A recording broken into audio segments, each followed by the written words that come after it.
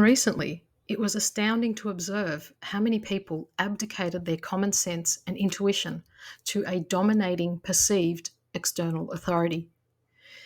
If you still lack discernment and don't believe that this psychopathic system is profiteering from your confusion and your prolonged suffering, that lack of discernment or naivety could cost you your life.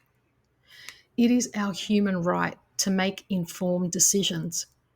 If you are threatened or coerced in any way, you are making that decision under duress, which makes the contract null and void. I'm not sure if people even realize how many human rights this psychopathic system violated when we were demanded to conform to what they deemed was safe and effective. It's imperative that we don't fall into judgment regarding people's private medical choices and extend compassion to everyone who is now facing the unfortunate, dire consequences of those decisions. The question now is, can we unite, find common ground, and agree that all of humanity was coerced, propagandized, and threatened in more ways than one to make choices out of fear rather than informed consent? It saddens me that we are incapable of having a discussion about opposing views. Instead, we debate, we split everything into two, and this is the black and white, us versus them, narcissistic programming that controls a mostly unconscious humanity. Make no mistake, there is a concerted effort by the media and the governments to keep us distracted and dumbed down. There's the problem, reaction, solution agenda that's so obvious now. Are you aware of it? Are these psychopathic power plays becoming more desperate in their attempts to control our consciousness? It's laughable how apparent the lies, corruption, and to see who's been paid off to do what. It's a top down push on humanity by corporations who have only exploitation and dominance in mind. What's been pushed onto us is centralization, control, and to remain dependent on systems that thrive on keeping us small, sick, and confused. Once again, just like in a narcissistic relationship. And apparently, it's better off if we stay fighting, arguing, while the narcissist smirks in the background as she covertly pulls the strings on both sides and pays off those who are willing to sell their soul.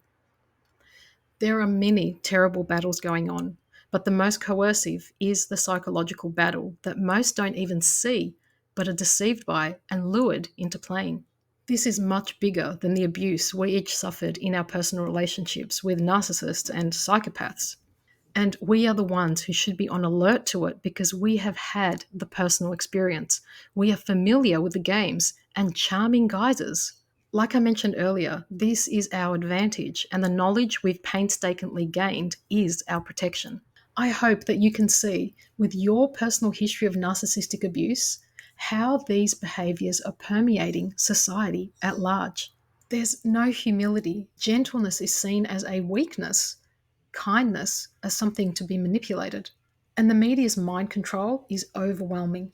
The sensationalism, the constant propagation of terror, how true unbiased journalism has died, and all it pushes is the same narrative now. And apparently they're going to report to us about what they want us to think about a situation. We no longer can question the mainstream narrative. Instead, they impose the ludicrous notion of fact checkers to correct us. They will tell us what's a fact and what isn't. And if they decide it's not a fact, you will be removed, deleted, shadow banned. You will basically be punished back into submission and bullied into silence. Wow, it's just like being in a personal relationship with a narcissist. And this isn't about being afraid, but about waking up from the spell they've done their darndest to keep us asleep in. They've tried to normalize and force us to accept so much inverted, inhumane, and unloving behaviors. This is about beginning to live from our hearts, which means in courage and with wisdom.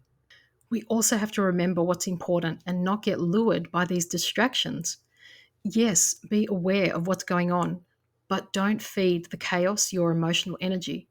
We cannot be of service if all we have to offer is fear and hate. We must remain calm, compassionate, and cool. Otherwise, our nervous system will get triggered by the injustice, oppression, and horrors of what's going on. We are not in denial. We are not avoidant. but wisely discriminating what we give our attention to, so we don't add to the drama, conflict, or be sucked into duality, because that's when we are in danger of losing our humanity.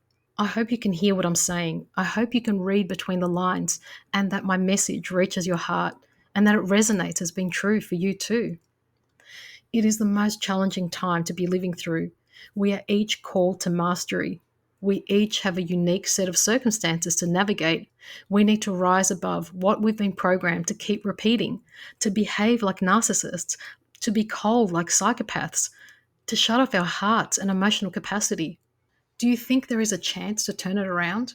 Considering we are up against the big tech giants and big pharma wanting to put a label on as many normal human experiences as possible and medicate us for them? I've been seeing it for a while, but I still remain hopeful because there are people like you and I. I believe we can each become the change we want to see by demonstrating it with our behavior and our life choices, to not conform to this sick society and blindly obey and do what's expected of us. Just because the herd is headed off the cliff, you can choose another direction, even if you're the only one. If you'd like to continue this discussion, I've created a small group on Patreon where you can connect with me and like minded others. Please consider leaving me your email either as a free member or a paid monthly member, because the more I speak out, the more problems I know I'll run into online. Those exposing the truth are always scapegoated or exiled. And I've experienced this many times before, so I'm familiar with this territory. I'm looking for my tribe, and I like to keep my circle small.